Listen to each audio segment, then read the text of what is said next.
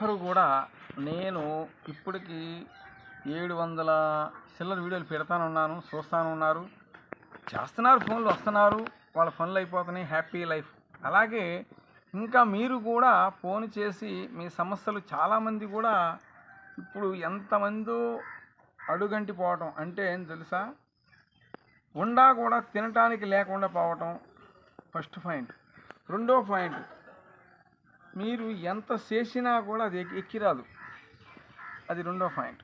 మూడో పాయింట్ వచ్చేపటికల్లా మీ కుటుంబంలో లేనిపోయిన చికాకులు, మారాముళ్ళు ఇవన్నీ కూడా వస్తూ ఉంటాయి. ఈ ఎందుకు వస్తున్నాయి అనేది కూడా ఎవ్వరికి తెలియదు. ఒకటి, మీ జన్మలో ఏదన్నా పోయిన జన్మలో ఏదన్నా చేశారా, ఆ పాపం వెంబడిస్తుందా? లేదు. మీకు ఆస్తులుండి కూడా మీరు పైకి రాలేకపోతున్నారా? అది లేదు.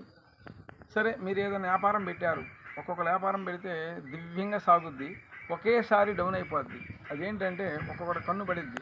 ఒక కన్ను అంటే వాడు ఏం చేస్తాడంటే, మీకు వీడు పైకి వస్తున్నాడని చెప్పి వాడికి అసూయ, ద్వేషం కలిగిపోయి కథం దొక్కుతారు. కథం అంటే ఏదో ఒక శుద్ర పూజగాడికి ఒక 10-20 ఇస్తే ఏదో చేసేస్తాడు అన్న ఆలోచనలో జనము అలా చేయటాలు ఎక్కువైపోయింది. ఇప్పుడు నా కాడికి నేను ఈ విద్య నేర్చుకుంది కూడా నా వయసు 15 సంవత్సరాల వయసు అప్పుడు నేర్చుకున్న విద్య. నేను ఇప్పుడు ఈ విద్యలో దిగి కూడా 18 సంవత్సరం జరుగుతుంది. అప్పుడు స్మూత్గా సీక్రెట్కి వెళ్ళేవాడిని, అంచులు దాటి వెళ్ళి వచ్చాను. ఇటు ఒరిస్సా బార్డర్ వెళ్ళాను, ఇటు కమలాపురం, మొత్తం ఇటు అంచు చూశాను, ఇటు అంచు చూశాను, 3 దిక్కులు అంచు చూసి వచ్చాను నేను. అయిపోయింది. తర్వాత ఇటు ఒకటి వెళ్ళా, మద్రాసు వైపు వెళ్ళా, అర్థమైందా? బేళాయి సతీశ్వరుడు మొత్తం వెళ్ళి వచ్చాం.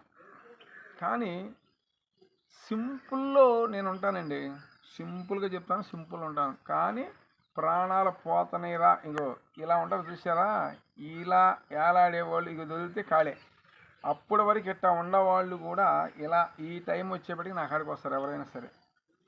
పాలవంచి ఉంది, కుళ్ళిపోయాడు మనిషి. మేము ఒక పాపను పెంచాం. ఆ పాప ముస్లిమ్స్ అమ్మాయి. అంకుల్ గారు ఏంటి అంత తర్వాత వాసన వస్తున్నాను, నీసు వాసన వచ్చేస్తున్నాడు. భార్య వదిలేసింది, 4 అక్క చెల్లెళ్ళు. భద్రాచలంలో ఒక ఉంటుంది, పాలవంచిలో ఒక ఉంటుంది, ఒక పెద్దగా ఒక నర్సాపేటలో ఉంటుంది. అన్నయ్య గారని కాళ్ళు పెట్టినారు వచ్చి. అప్పుడు తోటలో ఉంటున్నాం, మా నాగు మరణించి అప్పుడు సంవత్సరంన్నర అవుతుంది. ఏంటమ్మా అన్న, ఇలా సంగతి అన్నయ్య గారు అని. అయితే కాటన్ గుడ్డలు ఉంటాయి కదా, శారీస్, అవి తీసుకొని తుడుతున్నారు. కూర్చుంటేనే అసలు ఆ కుర్చీ నిండా సీమే, కుళ్ళిపోయాడు. కాకాని తోటలో ఒక 2 నెలలు ఉంచారంట. ఆ పాష గారు అన్న అంటే తీసుకెళ్ళిపోండి అన్నాయంట.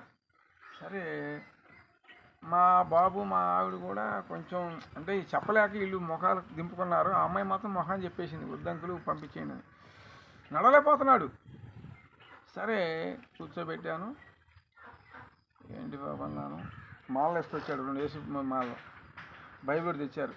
ఒకటయ్యా, ఈ బైబిల్ ఇది ఉంది కానీ నేను తీయమని చెప్పను, తీయకూడదని చెప్పను. అటు ఉంది కాబట్టి అట్టే ఉండపోయావా అన్న. లేదన్నయ్య గారు తీసుకెళ్ళిపోమన్నారు పాస్టర్ గారు వాళ్ళు కూడా. సరేమో నేను చేసి పెడతా అన్నాను. 105 రోజులు చేస్తానండి ఎవరిదైనా పూజ. అది 20 ఏళ్ళ పూజ అని, 10 ఏళ్ళ పూజ అని, 50 ఏళ్ళ పూజ అని, 1,00,000 రూపాయల పూజ అని నాకు అనవసరం. 105 రోజులు చేస్తానమాట. అతనికి 108 రోజులకి 42 రోజులకల్లా మనిషి అయిపోయాడు. ఈ మానిపోవటం అంతా కూడా దిగదుడిసి చాలా చేశానులే. 60 ఏళ్ళు చిల్లర మాట్లాడుకుంటే నాకు 25 ఏళ్ళు ఇచ్చి సగం పంగనామాలు పెట్టి వెళ్ళిపోయాడు.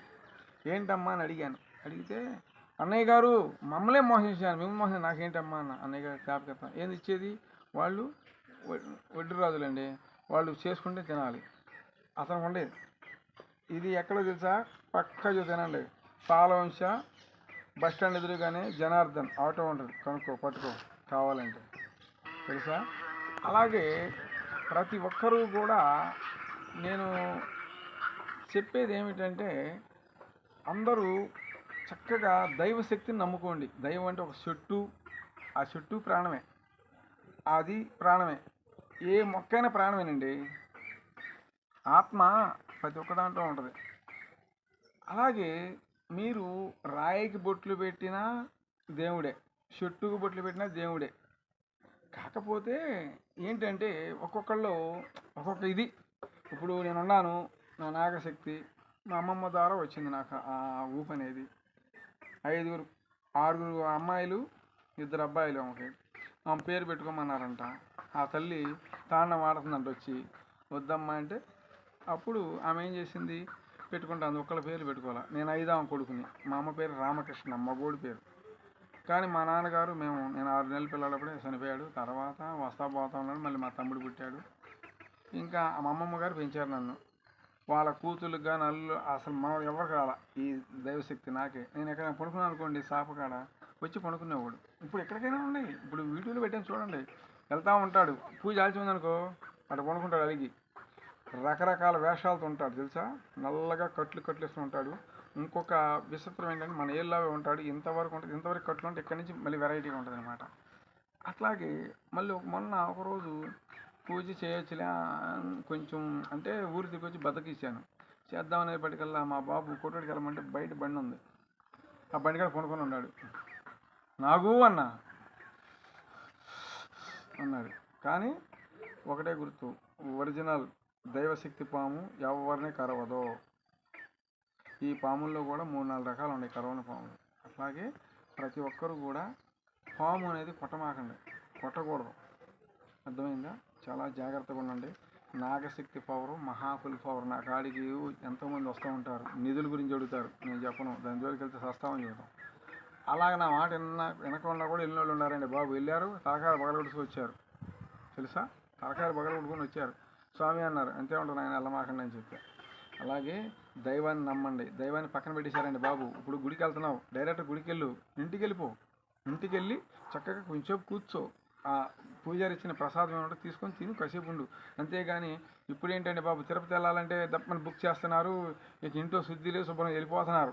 అలా వెళ్ళి అయ్యప్ప స్వామి కాడికి వెళ్ళిన వాళ్ళు కూడా ఎంతమంది దెబ్బ అయిపోతున్నారు చూసారా.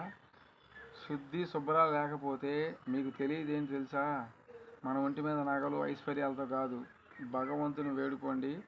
7 జన్మల్లో కూడా నీది ఎన్నో జన్మ నీకే తెలియదు, నువ్వు ఎప్పుడు సస్తావో నీకే తెలియదు. అర్థమైందా? జాగ్రత్తగా ఉండాలి. ప్రతి ఒక్కరికి కూడా నేను చెప్పేది ఏంటంటే దైవాన్ని నమ్మండి. ఏ దేవుడైనా మాకు అనవసరం. నాకు తెలిసినంతవరకు భూదేవి, వాయుదేవుడు, భగవంతుడు, ఇంతే. ఈ ముగ్గురే నాకు తెలిసినంతవరకు. బ్రహ్మ విష్ణు మహేశ్వరు అన్నట్టు ప్రతి ఒక్కరికి పేర్లు ఉంటాయండి. నిన్ను కోసినా వచ్చేది నెత్తురే, నన్ను కోసిన వచ్చిన నెత్తురే. ఇదే శర్మం అందరికి ఉండేది, 7 పొరలు. అలాగే ప్రతి ఒక్కరు కూడా నేను చెప్పే విధంగా జాగ్రత్తగా చూసి, ప్రతి గ్రామాల్లో ఒక గ్రామానికి వెళ్ళాను, చెప్పకూడదు, ఆ తల్లి బూజు పట్టిపోయింది. మరి ఎందుకు అట్లా చేసుకుంటా నాకు అర్థం కావట్లా. 4 రూపాయలు ఉండంగానే అని లేకపోవడం కాదు, జాగ్రత్తగా ఉండాలి. ప్రతి ఒక్కరు కూడా నేను చెప్పిన విధంగా చేసుకోండి. మీరు ఇలా చెప్తాను, ఇలా చేసుకోండి. మీకు పచ్చబడపోతే నా పూజ వదిలేస్తాను, నా పూజ జల్దీ కలిపేస్తాను తీసుకొచ్చి. ఛాలెంజ్, నేను యూట్యూబ్లో కూడా ఛాలెంజ్ చేస్తున్నాను. నా వీడియోలు చూసారా, ఎంతమంది దొంగ భక్తులు. హైదరాబాద్ ఎంతమంది తెలుసండి, నా కాడికి చాలామంది వచ్చారండి. ఒకళ్ళు కాదు, ఫోన్ చేయడం వస్తాను, వద్దండి మీరు చెప్పండి అంటే ఫోన్ తీయమాకండి. ఎత్తమ్మా, నేను ఒకటే చెప్పా, మీరు ఇలా లాస్ పోయారు కాబట్టి నాకు కాదమ్మా. స్వామి ముందేమో తెలంగాణ ఫీజు అంట, 3,000 ఫీజు అంట. ఏది ఈయనకి అకౌంట్లో వేయాలంట. ఇక్కడి నుంచి లోపలికి వెళ్ళేందుకు ఇంకోసం ఉంటాడంట. అతను ఓకే అంటే లోపలికి వెళ్తాడంట అసలు స్వామి దగ్గరికి. వెళ్ళరండి అమ్మా. అలాగే నేను చాలామంది ఏపీఎస్ క్యాంపులు చాలా చేశానండి. గట్టి వాళ్ళకి నేను పూజలు చేశాను, నిలబెట్టాను. అలాగే ప్రతి ఒక్కరు కూడా మీకు ఏదన్నా సమస్య ఉంటే నా వీడియో, నా ఫోన్ నెంబర్ ఉంటాయి 2. నాగు పూజ. నా ఫోన్ నెంబర్ పోయింది అనుకోమాకండి, నాగు పూజ. లేదు మీరు వీడియోలు చూస్తుంటే వస్తూ ఉంటాను, నేను యూట్యూబ్లో వస్తాను, ఇన్స్టాగ్రామ్లో వస్తాను, ఫేస్బుక్లో వస్తూ ఉంటాను. ప్రతి ఒక్కరు కూడా మనందరూ చల్లగా ఉండాలని కోరుకుంటున్నాను. జై నాగు. ఓం భగవతే నమః.